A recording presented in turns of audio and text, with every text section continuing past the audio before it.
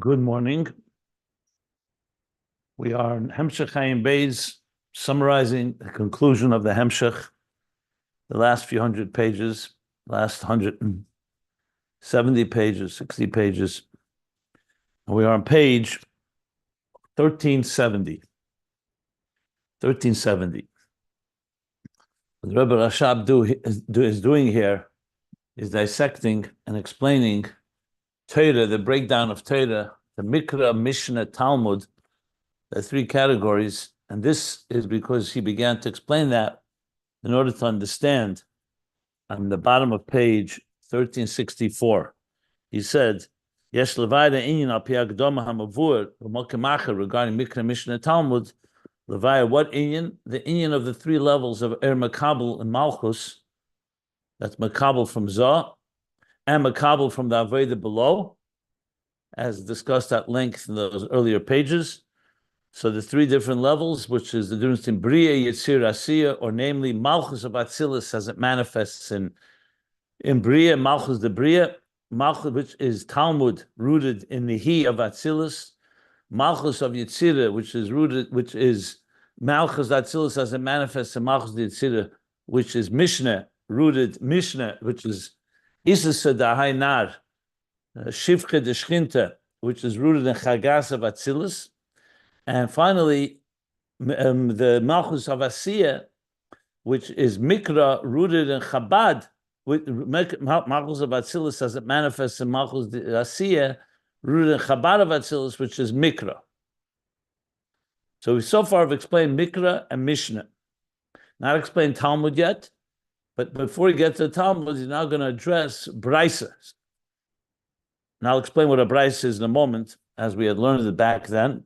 But first, summing up what we've learned about Mishnah, the final conclusion was that Mishnah is in contrast to Mikra, which is rooted in a place that he called Lamaila Mahasaga, in the Chabad of Atzilus, which is rooted in Chochmah Ma'ayin Temotza, in a place that's higher than Gilui. So therefore, it only can manifest in a place that doesn't have Gilui, which is Maisa, Elam Hasiya. And that is the story form, the narrative form of Torah, of the written Torah, and the actual mitzvahs without details and without explanation. Mishnah, on the other hand, because it's rooted in Chagas is Midas. Midas is already a form of expression, a form of revelation, and especially relating to others. It's about a relationship. In this case, Midas in Atzilus is Shaykh ala Elamus, as he called it. It relates to existence. It's already Midas as in Elam Chesed Yabana, connecting to existence. It's still in Atzilus, but in Atzilus itself, in contrast to Chabad. So that, therefore, the etzem of Chagas can be revealed in Yitzira. Whereas in Chabad of Mikra, the Chabad, only the Nehi of the Chabad is expressed in Asiya. Where here you have the Chagas itself. As he explained, starting from, that is the bottom of page 1366 till where we are now, 1370. These 4 pages explain Mishnah, and therefore concludes, that Mishnah is Kulam b'Malchus. He said Mishnah Malchus Yitzira, rooted in Chagas of Z'A Atzilus, which manifests Hamislabish b'Malchus Atzilus, and Malchus Atzilus Mislabish b'Chinas Vov Ksov is the Yitzira. So Chagas of Z'A manifests in Malchus of Atzilus, which in turn manifests in the 6 facets of Yitzira, and the Malchus Yitzira, that's where you have Zgalas HaMishna be'elam HaYitzira. Okay. So in general, it's the world of Yitzira, but where is it revealed? It's Malchus of Yitzira. Let's see here. So briefly, what else did we learn about it? We learned that it is compared to the Isasa Da'ai Nar. Nar is the level of Z'A di Yitzira, Sareh Shel Elam, as he said at the bottom of page 1369. Matat, Sareh Shel Elam, that is subject to the changes, which is rooted in Z'A of Atzilus, except in Atzilus there's not real changes, it's manifest in the changes in Yitzira. And the Shivcha part is because the Shivcha is an outer levush that the Torah adds as it manifests in Mishnah, which is why it explains everything in detail. and that outer lavush, what he calls it, is shivcha. Yet it's all one Torah. It's not, God forbid, a separate Torah achas. So the pnimius, as it is in Atzilus, it just now manifests itself in a garment, in Yonim Gashmim. That's why it's called Shifcha Legaba Pnimius. V'afal became Torah achas, amitis apnimis, hanikra gvirte ima Mishna. It's all like one. That's why Mishna is called Malkusa. The queen was the lavush of Malchus the Yitzira. And finally, because Shivcha is also, we see physically a maidservant prepares the foods, which is a form of birur, and that's what Mishnah does. It creates a clarity, birur, a clarity in order to help us be able to ingest and digest the ideas of Torah. Like he says, the birur of Yitzira, Mishnah is what is kosher, what is toher, what is mutter, halos hanitzus lichlo b'kedusha. So it's refining and elevating the spark to be encompassed in Kedusha, like he explained earlier, that when he explained that Mishnah tells us specifically what makes a carbon kosher, how does it align with Hashem's Ratzon? How do we know how it aligns? So the Mishnah lets us know in detail those specifics. Now, just for the record, Mishnah is passed on. We're going to learn about this later a little more, or a lot more. It's passed on Bal Peh from Moshe Rabbeinu's times, Torah b'Pirusha Nitna, but it was documented and codified by Rabbi Yehuda Hanassi when they wrote it down the time of the Mishnayos, close to the end or after the destruction of the Second Temple, approximately then, which is when Mishnah became written down. Now let's talk about Baraisa. So what's the difference in a Mishnah and Baraisa is this. Mishnah and Baraisa both come from Tanoim. Tanoim is a generation of Rabbi Yehuda Hanassi and his students. It's a few generations that are called Tanoim. They're the compilers, the authors of the Mishnah. What we always know is that their students in turn would be called Amoraim, and that would be the generation of the Shas, of Talmud. And we'll talk about that later. But there's something in between. There were things that they learned, Mishnayos, was what was taught in the Beis Medrash. The formal, you can say the formal doctrine, the formal that was taught formally was called Mishnah. The word Baraisa comes from an Aramaic, from the word bar. Bar means outside. You ever say legav is inside and lebar is outside. Bar is outside. So outside of what? Outside of the Beis Medrash. So Baraisas were also taught by the Tanoim, so it has that same level of authority, but it's one step below in the sense because it wasn't taught formally. So in that sense, it is another level. And that's what he's going to explain now, what a Baraisa is in the context of, again, the expression of Torah. Remember, Torah is an interface between the divine will and the divine wisdom and existence. Mikra is the purest form of the divine, and its expression is in a very, what's called perfunctory way, a story form. There are no details, just key points.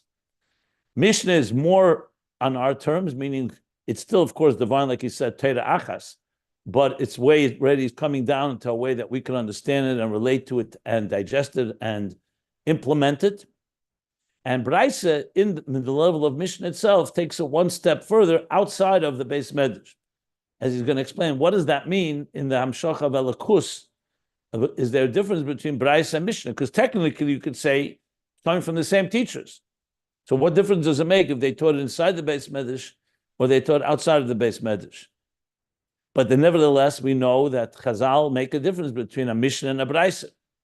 So the Baraisas will be found throughout Shas. You'll find, for example, where it says, where one of the Amoraim will say to somebody, well, where do you get this from? He says, I heard it from my teacher, Rabbi Yehuda, or I heard it from Rabbi Akiva, or from Rabbi Meir, the base or the Chachamim.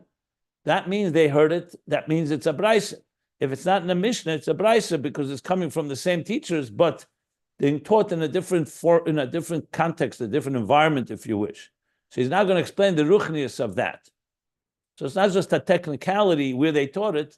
It actually is a different ruchnius level. Obviously, it's all Torah achas again. It's all one Torah, but it's different levels of how the Torah is being disseminated, is being manifest and relating to our lives.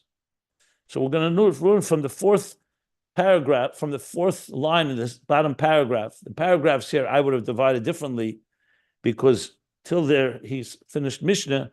So now he talks about Baraisa. So it's the fourth line on second paragraph, lower paragraph on page 1370. If you want to follow along the text and don't have the book, the Sefer, you can go to ayinbeis.com. You have all the pages scanned there, PDF format. So you could scan it, you could print it out if you wish. So here he goes. Now this is a continuation from the Maimer of the Tzemach Tzedek that I referred to earlier, that is printed in Eira Teira Shvuos, bottom of page 1562. So 1566 is where he continues now. The Baraisa is taken from that Maimer, with, of course, the Rebbe Rashab's additions and explanations. Again, I will employ the same approach we've been doing here, which is I don't have to read every line literally. I mean, so far I've been reading a lot of lines, but if anything I feel is going to distract us from the general theme, I may skip it or just be very brief about it, because we learned it already earlier a few years ago. So that's going to be our approach as we try to understand the bigger picture here of Ayin Beis. So here we go. Omnom is like by contrast, or however, Baraisa hu b'chinas Nehi. Mishna we said was Chagas. Now he's saying Baraisa is Nehi. Now I know immediately you'll jump 1 second. Isn't Talmud Nehi?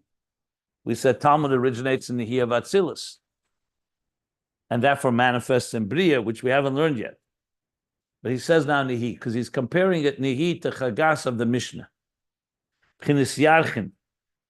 Yarchin literally means the kidneys.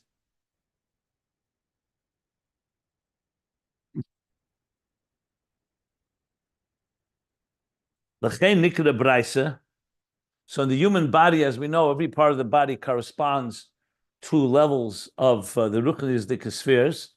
So Chagas would correspond to the heart, to the right hand, to the right arm, and the left arm.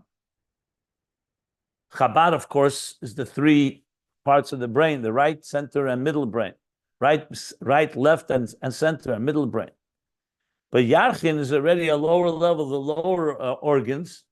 It's still a part, obviously, of Z'A in general, but in Z'A itself, it's not Chagas, it's Nehi. That's why it's called Baraisa. Shehein lebar megufo. They're outside of the guf. Now here it means outside of the guf does not mean outside of the body physically. It means outside of the guf, of the main part of the torso, which is the chest, like we talk chazei de Z'A, which is chesed, gur, and teferes. That's what it means, lebar megufa. And its functionality is also one.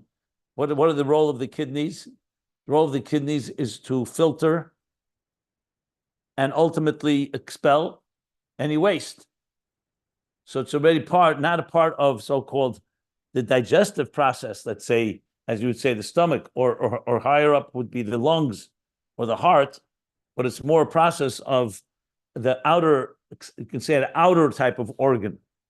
So the bar megufa, dahainu b'chinas nehi, she'en chutz megufa u'muhusei shel Z'A. It's outside of the guf and muhus of Z'A. And Z'A now is referring to generally the midas, but in the midas itself is the outer extremity, so to speak. Kihein la'ashpia shezeh chutz matz musei. Excuse me. Because the role of Yarchin, remember also Yarchin and Ruchnius are called, the expression is Kloyes Yeyetzes. Once saying Yarchin, Kloyes Yeyetzes is an expression in Chazal, and I think it's also said, we say it also in Tikkun Ezer. It means the Yeyetz is the advising kidneys, because they correspond, and obviously spiritually, to being mashpia, the level of hashpah. Chesed, Gur, Teferes, the higher midas, even though they're also about a relationship, but they're the core emotions. The lower Nehi are more the behavioral emotions as they're already being expressed. And here he's specifically talking about Netzach and Hoid, even though he says Nehi, but Netzach Hoid. Let me just see one thing, if you don't mind. 1 minute, please. One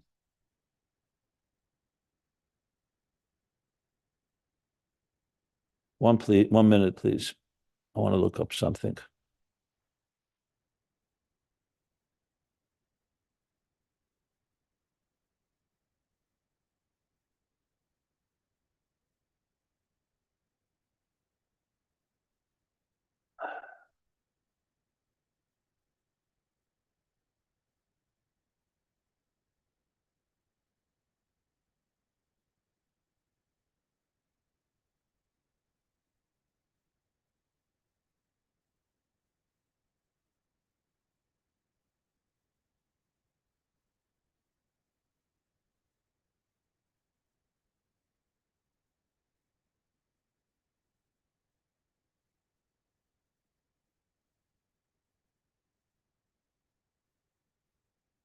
Actually, I think I have to correct myself.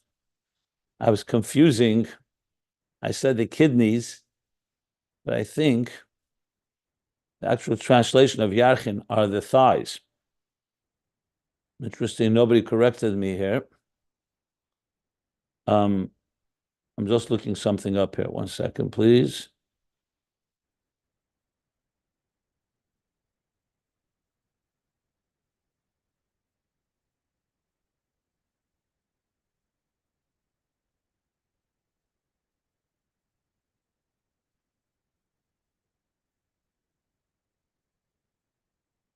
What's the Hebrew today? Yarchin would be, what would it be in modern Hebrew? Probably thighs. Yarchin with a chof. With a chof, yeah. With a ches is a month. With a chof. No, not with a ches. With a chof is a yorech. Uber yorech imois.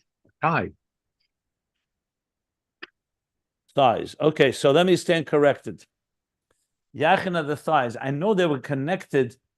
For some reason, I thought they were okay. Let me correct what I was saying, even though I explained it with the kidneys. But the kidneys are kloyes, not yachin. My mistake.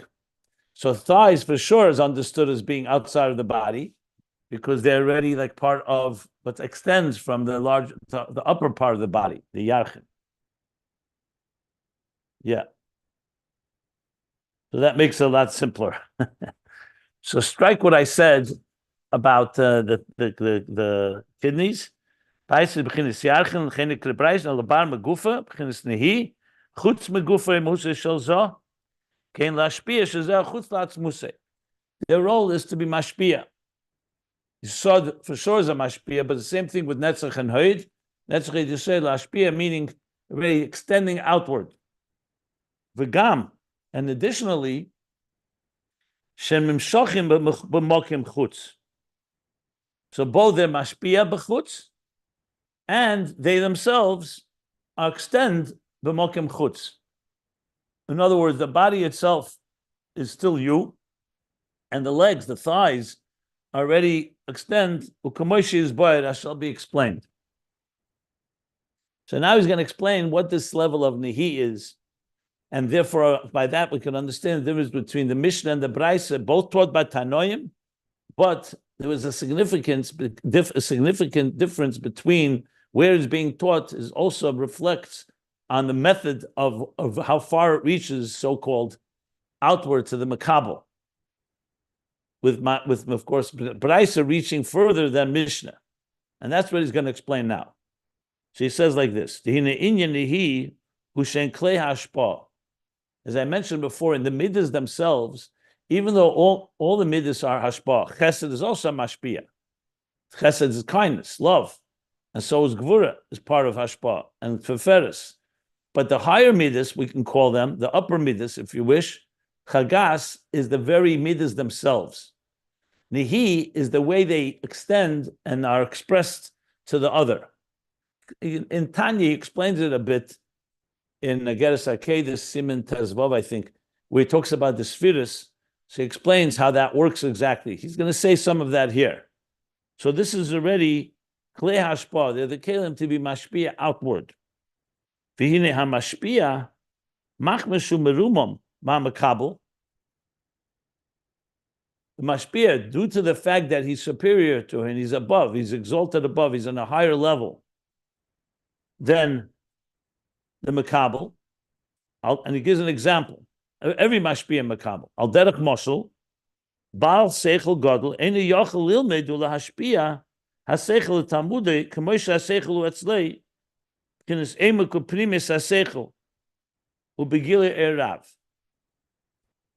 That a Baal seichel gadol, meaning a person of an exemplary and higher state of intelligence, he cannot teach and transmit the seichel to the student exactly the way it is by him, with the depth and the inner seichel and gili erav, and the intensity of its revelation, of its intensity. Mipnei she'atalmid ein le keli v'seichel kol kach l'kabel ha'asaga k'mo she'yetz lamashpia, because the student does not have the kli ha'seichel, the keli and the seichel, the container, that much, to that extent, to receive the comprehension the way it is by the mashpia. Now, the classic example of mashpia makabel, we talk about simtsum and other aspects regarding this moshel, but here he wants to talk about the actual hashpah, not what the teacher does before he even begins to be mashpia, the actual hashpah. So he says, okay, lachein sarech hamashpia. So what's the eitzah? What's the solution? That's why the mashpia has to lekaser hashpah, to sum it up, if you wish, or to concentrate it, to shorten the hashpah, lifi eifin klei makabel. So the katsa can mean many things. It can mean shorter. It could be more concise. It could be more concentrated. But bottom line, it's he's doing something to the seichel that wasn't there before, in order lifi eifin klei makabel, commensurate to and tailored to the container of the makabel. Oz yachol lekabel seichel. Then he can contain it. I mean, physically, literally, it would be like you have a big barrel of water or wine, and you're coming to someone who has a small cup. You can't just pour the bottle. You have to some way funnel it or channel it into the cup of the recipient. That's even physically. Here we're talking about seichel, the same idea, that a good teacher is taking the breath and the expanse of the idea and in some way funneling it, channeling it to the klei and makabel.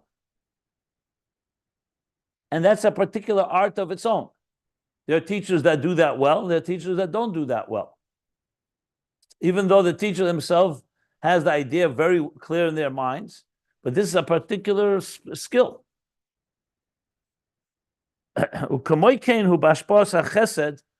So too now he's going to go. The seichel was the example he gave. The same is with hashpos hachesed, me'isha tov be'etzem. So the transmission of kindness from a person who's fundamentally a good person. So the mashpia here is the isha tov be'etzem. The tremendous amount of kindness within him. Shamakabel eni yochel lekabel raf tuv. The recipient cannot receive the intense goodness and kindness. And he must. It necessitates that he be mitzamtzim, that he diminish this transmission. I mean, the classic example is the Gemara in Tainus, where there was a famine, and Chene Hamagel prayed to Hashem for rain. The rain came down in buckets, basically drowning the fields. So he stopped davened again, and he said, "Reiv teva ein yechel l'makabel." Reiv teva. You're giving us too much rain, so much good, we cannot receive it. It would be like somebody asking for, first, a person is desperate and suffocating and thirsty for love, and then you give them so much love, it overwhelms them and suffocates them and drowns them in it. So the Hashem, he's asking, give us the rain in a measured way. That's why it's called Gevuras Kshamim, in raindrops, that we can receive it drop by drop, and it absorbed in the earth, instead of coming down and destroying the earth. Because a flood can be just as destructive as a drought in that sense. He doesn't bring this Gemara, but he says, Rav Tuv, So there's a second stage that's needed, that the hashpah should be channeled fitting to the makabel. And this, he says, this is netzach and hoid. V'zei netzach v'hoid. And this is the role of netzach and hoid in the context of midas. No, it's chesed gvura it's a midah itself. Netzach hu onafa chesed. Netzav is a branch of chesed on the right. Who, next page, sheti hashpah. And its role is that the hashpah should be measured properly. I see there's a parenthesis. Let's read the parentheses.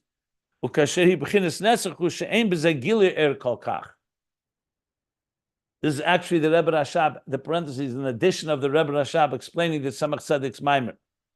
He's explaining what it means. Because the Maimer of the Tzemach Tzedek, it just says Shatiya Ashba. So he says, Netzach, when it's in a state of Netzach, the Gilui Eir is not, it's Ein Bezeh Gilui Eir Kol Kach. Doesn't have quite the same level of Gilui as it is in Chesed itself. V'hainu, Masha Behechich Lepomim La'akev U'Lahailim Ba'atzmei Ha'aval Derech Moshel. What is at times required, for example, la'akiv, to refrain or restrain and conceal within himself the love. In other words, you don't want to suffocate someone with love. You don't want to overwhelm them with love. This is what Netzach's role is in the Ava itself, which is a strong gilui. It should be not ein b'zeh gilui kol kach. Ki kashatia Ava b'teikaf eis galus, memela yeh memela chesed beribui. When the love is with the intensity of being revealed, intense revelation, it'll mamela be a chesed beribui. It'll be a tremendous amount of kindness will be being poured. U'kamoy kain ba'ashpa'as ha'seichel. And similar to ashpa'as ha'seichel, the example he gave earlier, kashayeh ha'seichel b'teikav ha'izgalus ba'atzmei ti ashpa'ah beribui.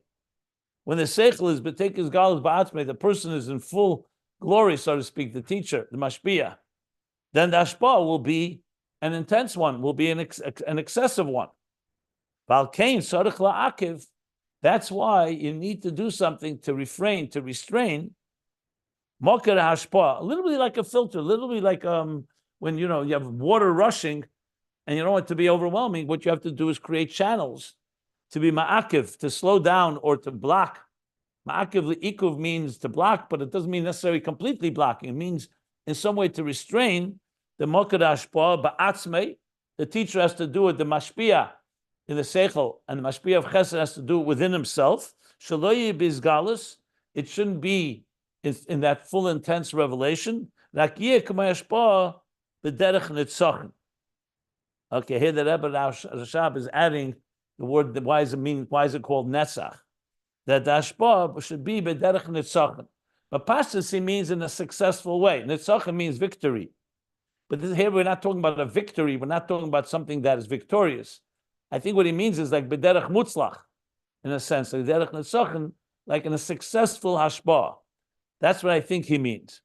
You could interpret it deeper as saying nitzachah here, that he's overcoming the damage that would be done, God forbid, if it was overflowing and overwhelming and flooding the recipient. I don't think that's what he means. I think it just means a successful flow. But who knows? He doesn't say much more. He just says b'derech nitzachon. And this is his explanation of why it's called, what the role of netzach is. We'll soon get to hoid, but that's the role of netzach. Let me stop here if anybody wants to comment or ask anything before we get now to the role of hoid. But we're basically explaining Labar Megufa, we're explaining Baraisa. Ultimately, is going to get back to Baraisa. So we see what's happening here is that it's taking chagas and channeling, funneling, restraining, limiting the flow.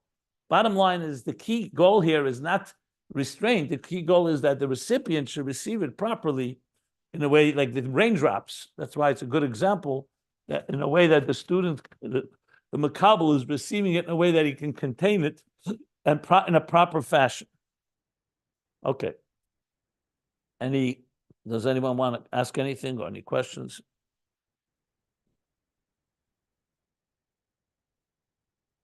So that's netzach. What about hoid? So it says v'hoid is onaf hagvura. Onaf is a branch of gvura.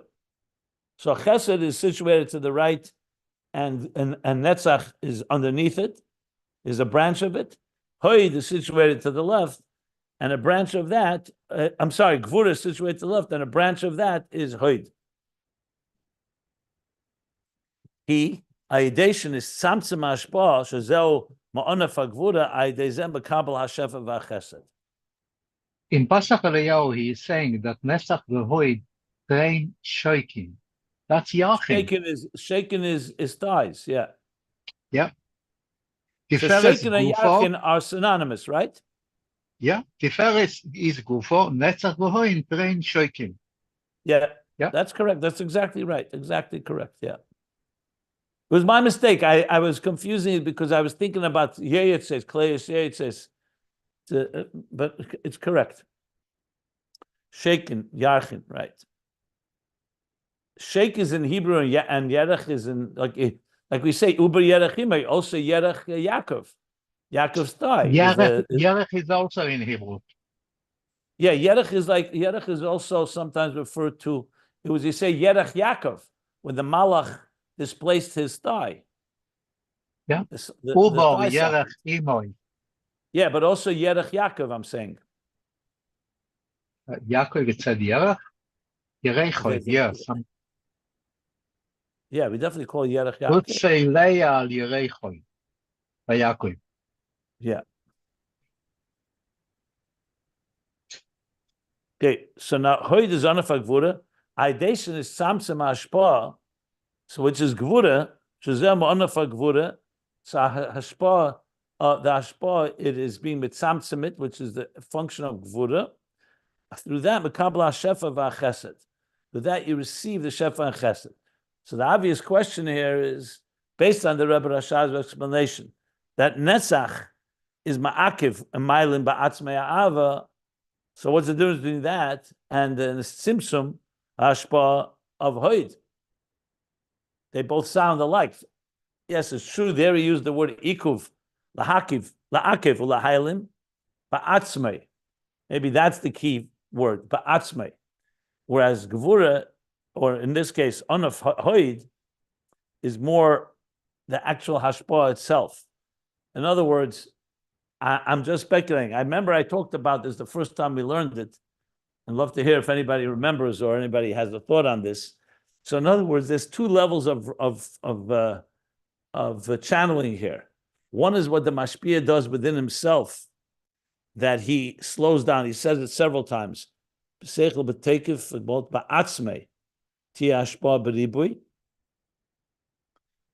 without netzach, the hashpa itself would be continuously flowing. So chesed needs something to slow down the flow. That's the role of netzach. And gvura, or hoid, I should say, from gvura, its role is actually how it's expressed to the student. In other words, you could slow down the flow, but still not have the proper words to express to the student in a way that he'll understand it. So it could be what he's saying with hoid is the tzimtzum of the hashpa itself, in contrast to the ikuv within the mashpia himself, to not allow the flow to flow that much. I think that's what it sounds like, the distinction, even though, again, he doesn't explain it in detail. Sounds right, I think.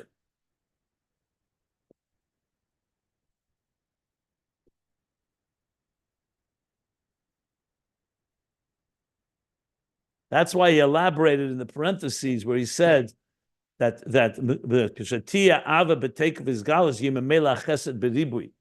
that when it's a take of his galus, when the teacher, let's say, is very excited about an idea, and his mind is racing, and he wants to really convey it.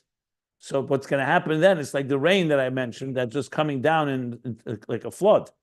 So he needs to some way restrain that energy, that it should be limited.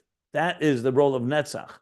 Then there's a second step, which is the role of gvura, or hoid, I should say, hoid and onaf of gvura, which is the actual flow, not just within himself, within his own inner psyche, but the actual flow should flow in a very specific way to the student, to give him exactly what he needs to hear. So in a way, netzach is needed first and then hoid. Because if you don't have the netzach, the hoid is not going to be as easy to employ. But you really need both. That's what it sounds like. I have to see. I don't think I've seen other Maimarim where he talks about the difference between netzach and hoid in this context. But it sounds to me that this is what he's saying.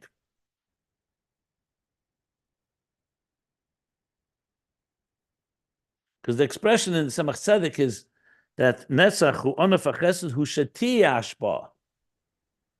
And then the Rebbe Rashab explains it. And hoid is shen samsim hashba. So one is how the hashpa should flow, and the other is how it should be limit hashpa, so the makabel should be able to receive it. Anyway, bottom line is nimtza. What do we derive from this? What do we take away from this? Nimtza. Lashpiyat tzarich gamkein liyaz b'chinas hoid she'onafa gvura. That mashpi you also need hoid, which is a branch of gvura. Oh, okay. The Rebbe Rashab, I guess. So strike everything I said, even though what I said may be correct. But the Rebbe Rashab in the next parentheses, which I didn't notice, actually explains the difference. So what we just struggled with, let's see what the Rebbe Rashab says. I hope I was machaven. Maybe what I said came from here. I just don't remember right now. According to the above, we can say the netzach hu hakovesh hashpah ba'atzmei. Yeah, exactly what I said. That netzach is the restraint or the refrain of the hashpah within himself. V'hu b'makar hashpah, and that's taking place in the root, in the source of the hashpah. You know, at the source, like the source is flowing very, very intensely, and at the source you're doing something to restrain the flow. Like the Eira Seichel, the light of the Seichel, as he is within himself, and the same thing in Ava, which is the source of Chesed, so one is in the Mokad Hashpah within himself.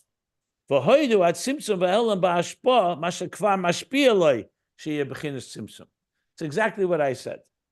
So what I said is not, I didn't innovate it. I must have taken it from this. Must have been from my subconscious memory. I didn't remember, but here he says it explicitly.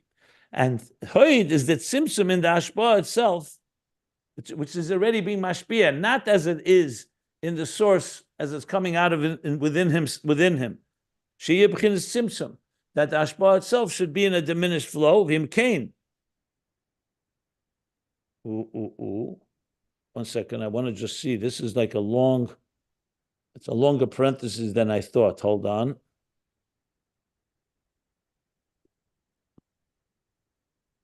Where does this parenthesis end? Just give me a second. It seems like there's a parenthesis that ends 5 lines down, the line that begins with harichos. But I don't know if that. No, that's the second parenthesis. Oh, that is? No, maybe you're right. No, that may be it. No, correct. That is the end. Yeah, that's correct. Okay, so it's a good 10-line parentheses. So let's continue reading. Let me stop for a moment. So anyway, I'm not, okay, as I said, we learned this last time, so I said it's already embedded in me, and that's why I was able to explain it, but I'm glad I explained it correctly. Any questions before I continue reading? Go ahead, Meir, please go ahead.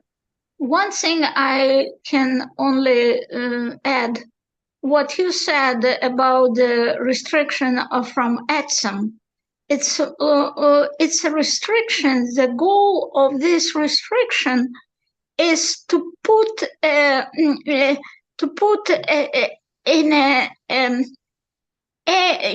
when you put some liquid from the bigger container to a smaller, the entrance of the smaller container is less. The point where you are going to pour should be navigated much accurate than from the bigger container. So the smaller container needs some kind of aiming in a proper way to place this liquid in the right way. That's the function of a funnel. That's what a funnel does. Funnel, Funnel does exactly that. Yeah, funnel has a big entrance, but in this point, the Mashpia tried to navigate the floor in a what you just said is netzach or hoid. What you just described is netzach. Netzach. In a difference with the hod is not just a restriction by itself, but pointing to a right location. Okay, that's fine. That works. That's it. Thank you. Yeah, that works. Yeah, you can funnel a flow, but then if it's not going into the right bottle, correct. Okay, go ahead. Any you wanted to? Yeah, I had a question. I don't know if we're done. You know, with the Nehi that is symbolic of Baraisa, but just he's so I definitely can not understand. done. He didn't get back to Baraisa. Right. Yeah. I know we're not done. That's why I'm saying. I don't think the question is premature though, because we learned that Mishna is all of the midos, and now he's saying Baraisa is just Nehi. I would wait. No, I would wait till we finish the topic, because it's going to talk about the Baraisa itself. Yeah.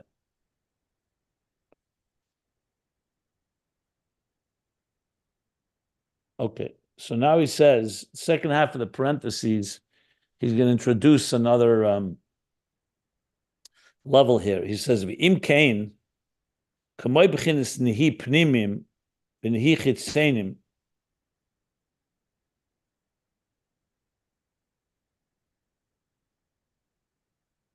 Okay, here, this is now I remember why I confused it with the kidneys, because he's going to describe them now. So he's now introducing Nehi itself. There's inner Nehi and there's outer Nehi. What's the difference? The Nehi pnimim hu inyan kleis yeitzis. The inner Nehi is the kleis yeitzis. This is called the informing kidneys. So though, I mean, you find this also lahavdil in Chinese medicine. They describe different body parts, different organs, correspond to different human functions. That the kidneys are considered to be kleis, like yoyets, like advisors. Then people will say, 1 second, the kidneys have a very particular role in filtering waste, etc. Since when are the kidneys yoyets? But the same thing you could say about the heart and love. The heart pumps blood. Where do you see love in the heart? Why is the heart associated with love? Is it just a metaphorical association? But the fact is, because all the organs, the brain, I think everyone understands, is the mind. Intelligence is in the mind. We can associate the mind directly with the brain. But the heart? So the answer is because each of the organs correspond to different levels of midas, of faculties. So kleis yeitzis is calling Nehi pnimim. Oikame terei bein amavashlim asazera. Umashene say shalei telech b'merutza. Another way it's explained, the Nehi pnimim is the terei bein. These are the testicles that are mavashlim asazera. They cleanse the seed. Umashene say shalei telech b'merutza, and they control its flow. That's Nehi pnimim. So it's either these two different parts within the human body. And these are all above the thighs, mind you. But Nehi chetzenim hena yachin lekatzer hashpa. And the outer Nehi is the yachin, or the thighs, that shorten or limit the hashpa. So he's saying, v'hainu mashaba tipin ukahai gavin. To causing it that it should come drop by drop, like I mentioned before with the rain. So he's saying these two levels that he just described, the difference between netzach and hoid, he's saying is similar to the difference between Nehi pnimim and Nehi chitzenim.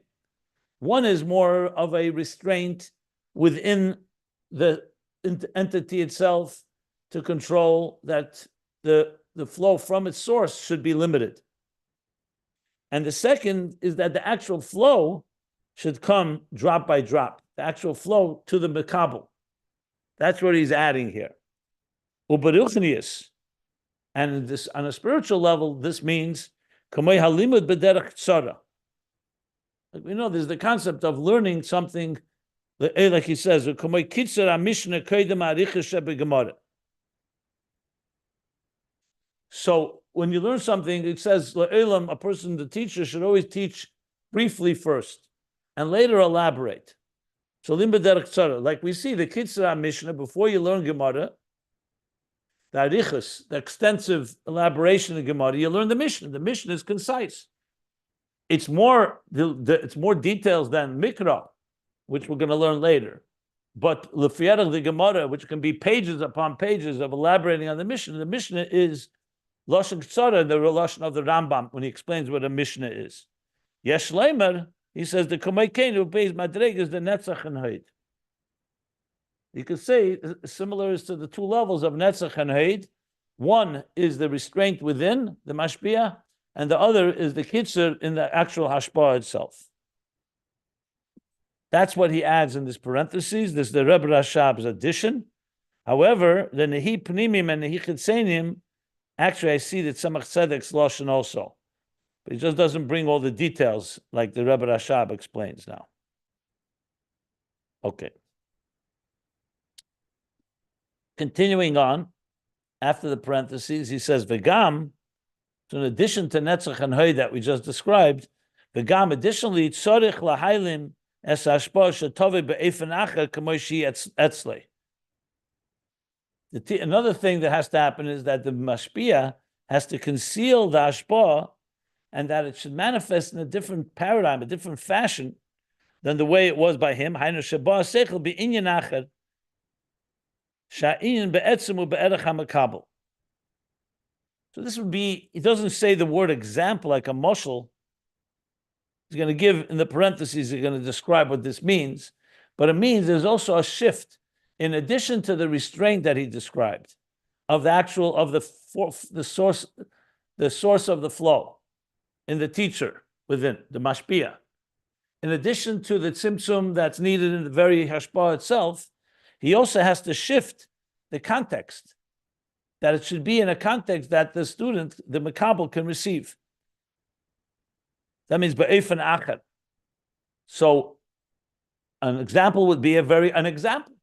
If the teacher uses an example that the student can relate to, that would be an example. That's an additional step, in addition to the first two steps that we talked about. And that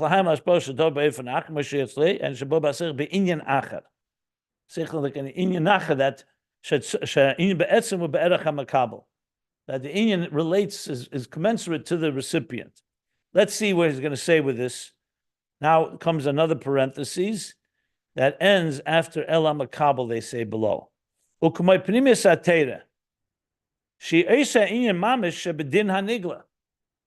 before Pnimis HaTeira. When you learn, let's say, an idea, let's say Shabbos and Pnimis HaTeira. So in Pnimis HaTeira, it's the same Shabbos that you learn about in Nigla. In Nigla Teira, you learn about what you're supposed to do, not supposed to do in Shabbos.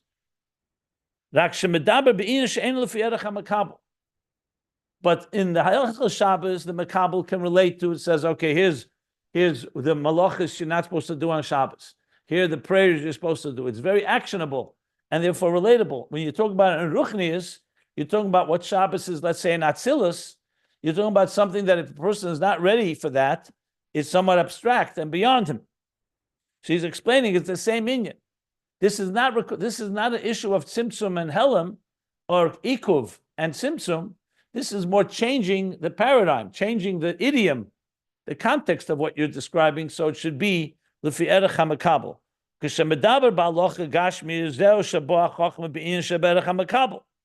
you talk about halacha begashmi, it's a physical halacha. So then you're talking about it in a way that's commensurate to this recipient. And you're also speaking about it Sorry, I skipped a line.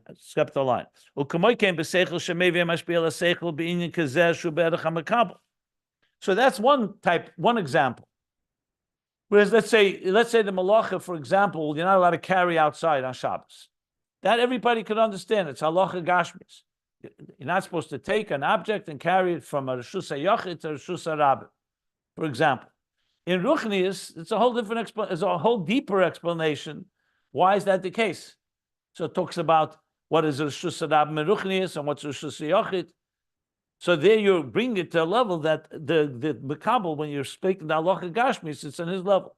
Another aspect of that is when the seichel by the mashpia, he's bringing an Ayin that is commensurate to the Makabel, the Gamba Mishalim Vesbedim, and he's giving examples and explanations, but Makabel, in a way that will be understood by the Makabel. So this is the third dimension. Now, is this Yesod? Maybe he's hinting to Yesod, possible. He doesn't say it explicitly, that maybe Netzach Chayid, and this is the third element, which is Yesod, but it's very likely that's what he's referring to. Now, why doesn't he spell it out? I don't really know. But regardless, he did say three things. The helam within the ikuv, the restraint within the mashpia, the tzimtzum within the hashpah itself, and now to bring it into a paradigm that relates to the makabel. This is all the example, the explanation of Netzach Chayid Nehi. Now he's going to go bring it back to what is a Baraisa. Kamoi Kain. So we'll conclude. Habraisas, these are the Braisas. These are the teachings of the Tanoim. Asher nichlu b'Mishna b'Remes. They're encompassed in the Mishna b'Remes. They're not just separate teachings. They're hinted to in the Mishnah. U'kamoisha Omer ilfa mi'ika mida b'Braisa deloi pishit no lo mimasnisa. Like Ilfa said, is there anything in a Baraisa that we cannot resolve, that was not taught in the Mishnah? So clearly we know that all the Baraisas are included, but sometimes in a Remez are more alluded to in a Mishnah. Rak achash and ismaya to klei makabel the sichlim hayitzrichim lefaret yeser. So why was it taught in a Baraisa, not in the Mishnah? So it's not an incidental thing that happened to be taught outside the Beis Medrash. There's a reason. It's after the Klei Makabel, the students became more diminished in their ability to contain, and their seichel hayitzichim lefaret yeser. More had to be spelled out. So even though it's hinted to in the Mishnah, so the first Tanoim, or let's put it as the higher level of Tanoim, did not need it. But here, when it's Nismai to claim Makabel, you had to explain it more. Like we see, when a Baal Seichel Gadol is someone more intelligent, it's enough when you give them just something brief. You don't have to spell it out that much. This person who's not of that same level of intelligence, lesser intelligence, on his own, he won't know and won't understand the details. You have to spell them out. You have to be specifically spell them out. The Braisas. So too is it with the Ribi HaPratim, the many details in the Braisas.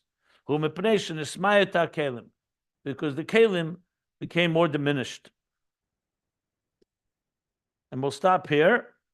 But clearly, in other words, Baraisa is not just a technical explanation that's being taught outside. It actually is a more of an outside dimension because you're dealing with more lower and outer the levels where you need to explain and detail things in a more detailed way. So it's not just the Mishnah in a form of Baraisa. It's a Baraisa is actually another step of the level of Tanoim, but bring it down to more details, which is what the role of Nehi is. Okay.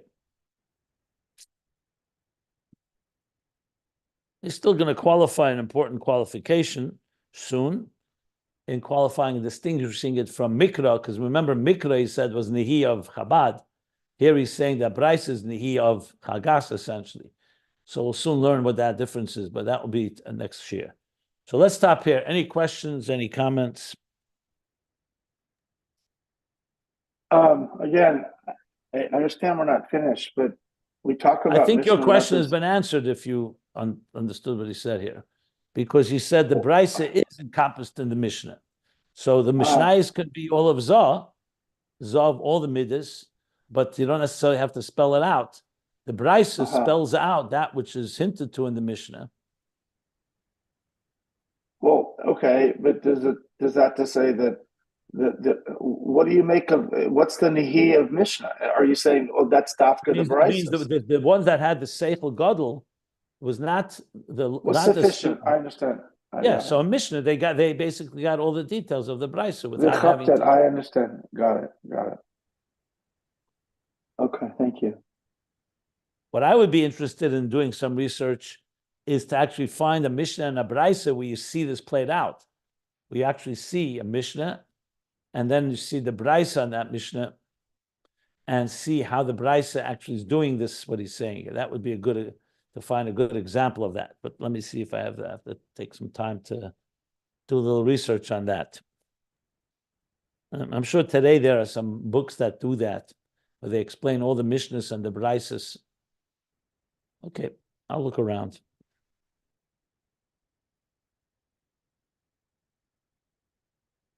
We'd have a real example, it would be much clearer, right? Okay. I don't do enough Nigla, so I'm going to make that my homework. I mean, not saying you shouldn't do it, but I'll make it a homework assignment. If you find something great, that would only be helpful. Okay, I'm going to look clean at it. My rabbi says I don't learn enough Nigla.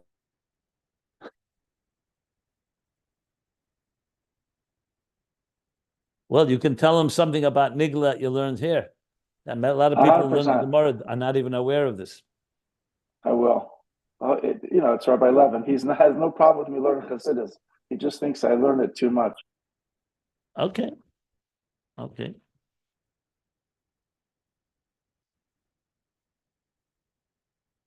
There was a mashpia. His name was Benochem Goldschmidt.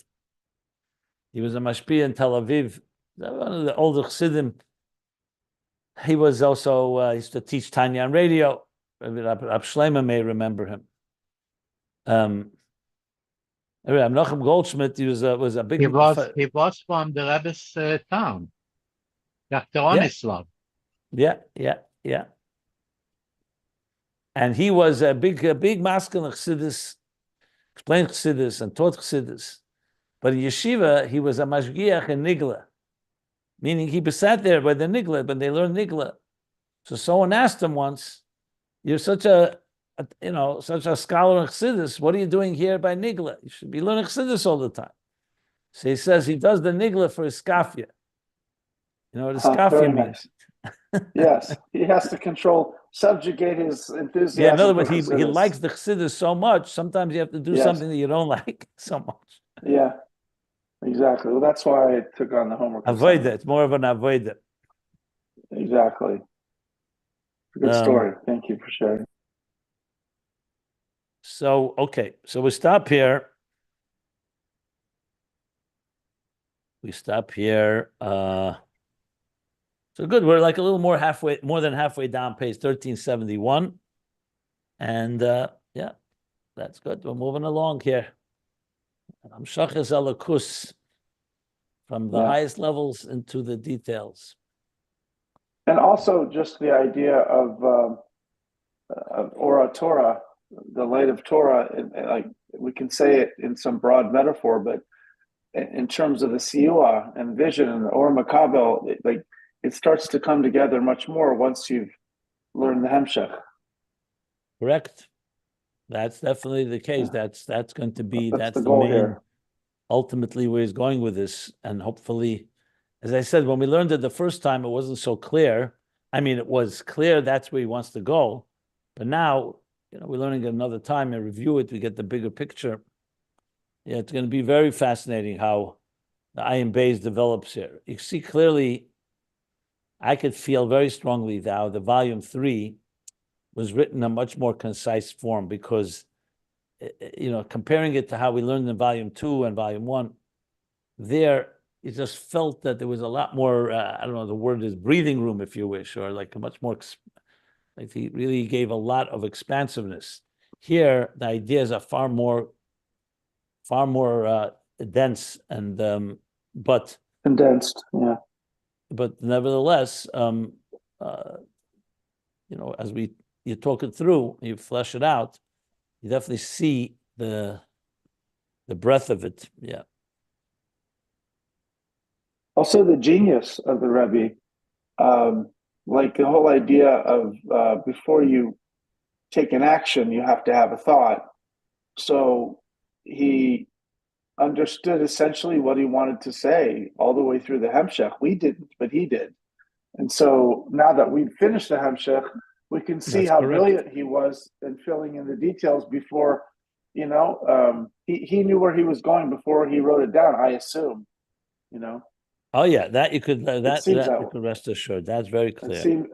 It's becoming even more clear since we know the answer, more or less. Anyways, thank you. Wonderful class. You're still recording Okay. though. Yeah.